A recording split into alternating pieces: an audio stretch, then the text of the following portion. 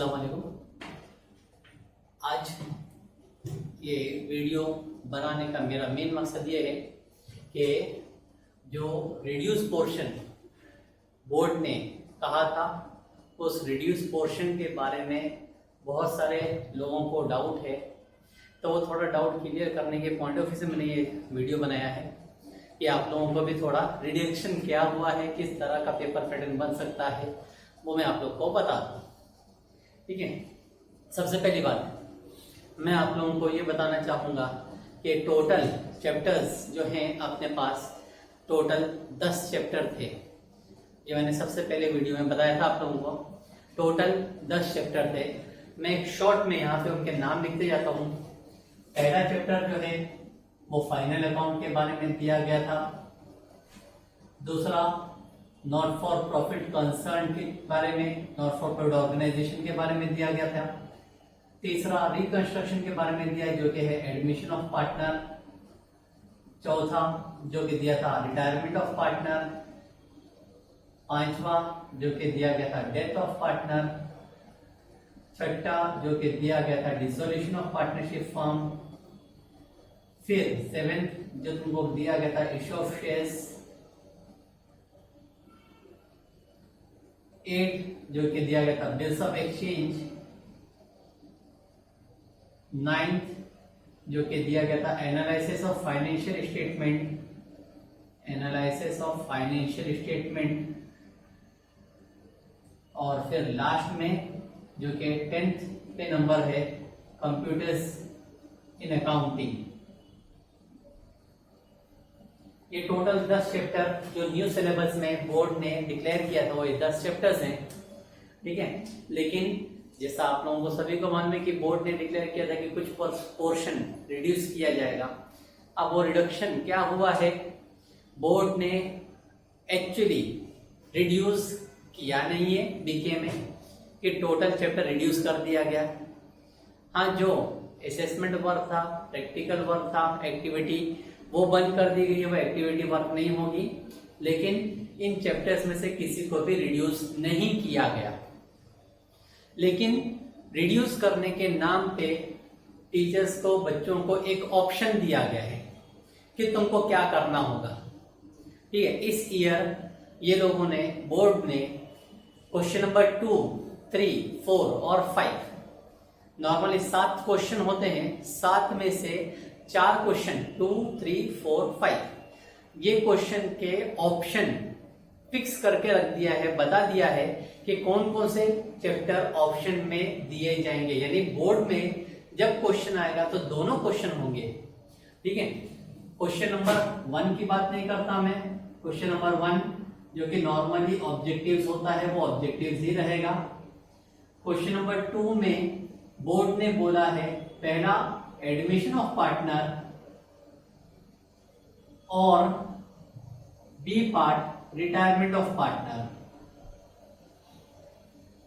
इस तरह से बोर्ड ने 2 ऑप्शन फिक्स करके कह दिया है कि एडमिशन का भी क्वेश्चन दिया जाएगा और रिटायरमेंट का भी क्वेश्चन दिया जाएगा। वैसे ही क्वेश्चन नंबर 3 जब देखा जाए तो यहां पर कहा गया है A part dissolution of partnership form. Dissolution के ऑप्शन में बी पार्ट दूसरा जो दिया जा रहा है वो है बिल्स ऑफ एक्सचेंज।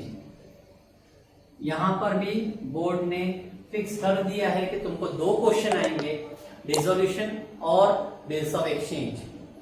तीसरा हो गया चौथा क्वेश्चन जिसमें बोर्ड ने रखा है issue of shares. Issue of share का क्वेश्चन और उसके ऑप्शन में बी पार्ट रखा गया है analysis of financial statement. Analysis of financial statement. इस तरह से यहां पर भी अगेन बोर्ड ने ऑप्शन दे दिया है इश्यू ऑफ शेयर्स और फाइनेंशियल स्टेटमेंट के बीच। और क्वेश्चन नंबर 5 जिसमें कहा गया है डेथ ऑफ पार्टनर।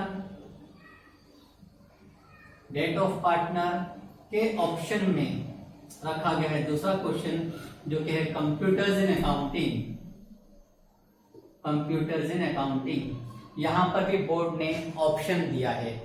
ठीक है, कि किस तरह से पेपर में क्वेश्चन बने लेंगे।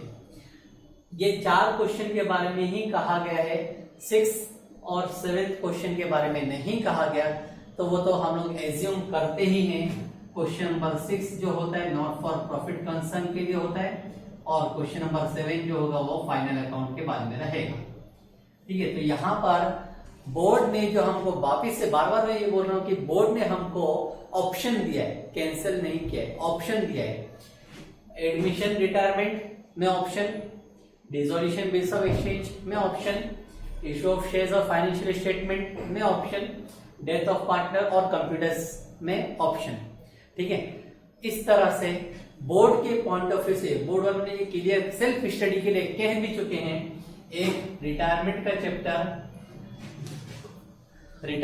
चैप्टर, दूसरा बिल्स ऑफ एक्सचेंज का चैप्टर, तीसरा स्टेटमेंट, फाइनेंशियल स्टेटमेंट, और चौथा कंप्यूटर को बोर्ड के पॉइंट ऑफ व्यू से सेल्फ स्टडी के लिए कहा गया है। अब सेल्फ स्टडी का मतलब ये कि इसको क्लास में पढ़ाया नहीं जाएगा, बच्चे इनके बारे में खुद पढ़े। जो लोग फ्यूचर में कॉमर्स में ही अपना फ्यूचर अच्छे से बनाना चाहते हैं, तो ये सारी चीज छोड़ी नहीं जा सकती।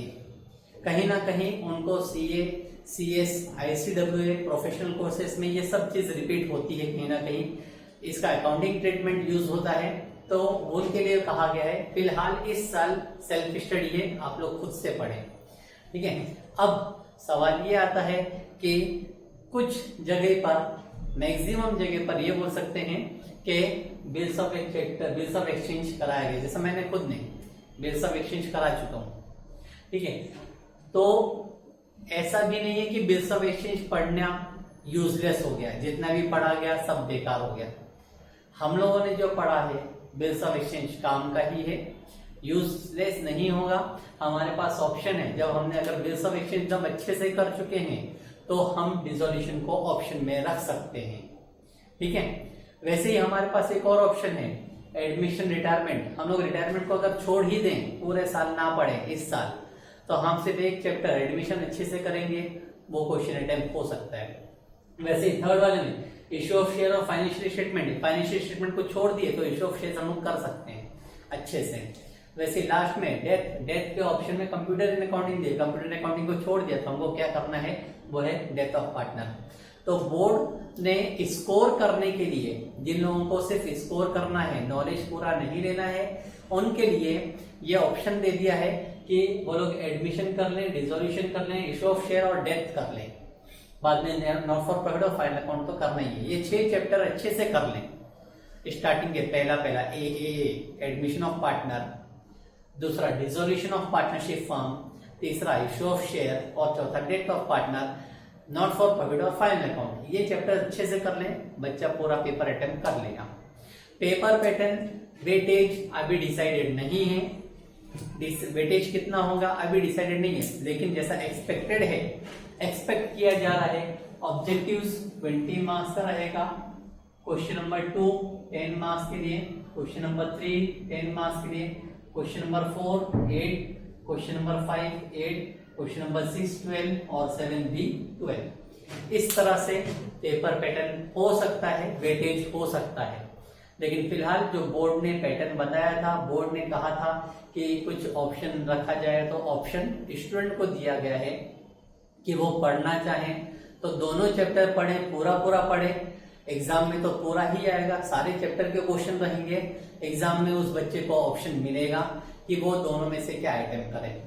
हाँ, टाइम कम मिले, टाइम कम है हमारे पास पढ़ने के लिए, तो फिक्स करके स्कोर करने के हिसाब से इसमें से सिलेक्टेड चैप्टर ही करके जाएं, उतना ही इनफ है इस साल के लिए, for the academic year 2020-21 only. सिर्फ इसी साल के लिए कहा गया है। तो जो चैप्टर्स भी यहाँ पर कराए गए या किसी ने भी पढ़ना चालू कर चुके हैं, यूजलेस नहीं है, बेकार नहीं है, कर सकते हैं। अगर आपने पढ़ चुके हो तो बहुत अच्छी बात, दूसरा चैप्टर भी पढ़ने की कोशिश करो। नहीं हो पाता है तो दूसरा चैप्टर छोड़ दो, जो तुमने पढ़ चुके हो उतने पे ही कंप्लीट कर लो। ठीक है, ये था अपना बोर्ड का रिड्यूस सिलेबस और उसका पेपर पैटर्न का तरीका।